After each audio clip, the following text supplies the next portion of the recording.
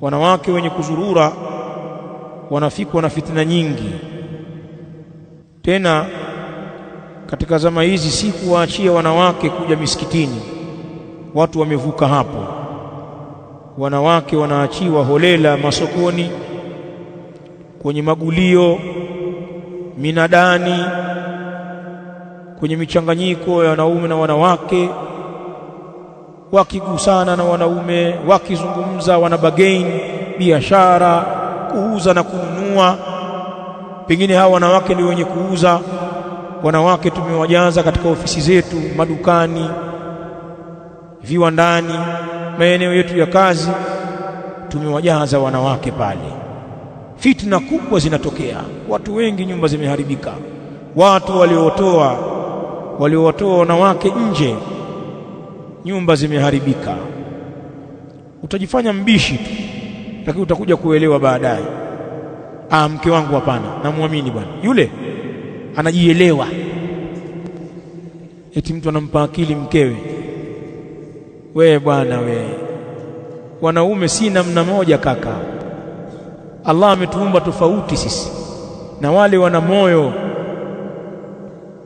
Anaweza akawaona watu hajawahi kuwaona katika maisha yake, kumbe kuna mwanaume wa sampuli hii. Akivuta ile picha we ulivyo na kipensi chako, anakuona kama kile kikaragosi kabisa. Dume si hili sasa. Na pana watu wanajua kuongea, wewe lugha zako ngumu tu. Pana watu wanajua kuongea, ile lugha tu, anavyomsalimia, anavyoulizia bidhaa, anavyompa asante, unyenyekevu na jamani, huku nje kuna watu jamani. Utaibiwa wewe.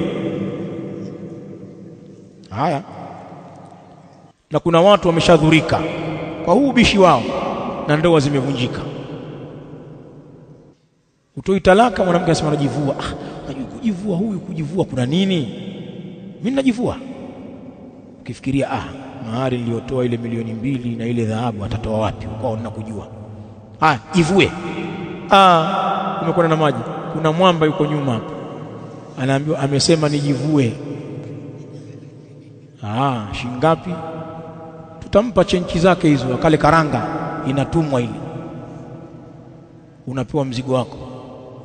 Na khulu ilivyo bwana ni tahara, hii eda yake ala sahih, bali baadhi ya maulama wanasema haina eda. Kimwezi hiki unaalikwa harusi, ukiangalia anayemuoa ni jamaa alikuwa mteja wako bwana, wewe umemletea mke pale.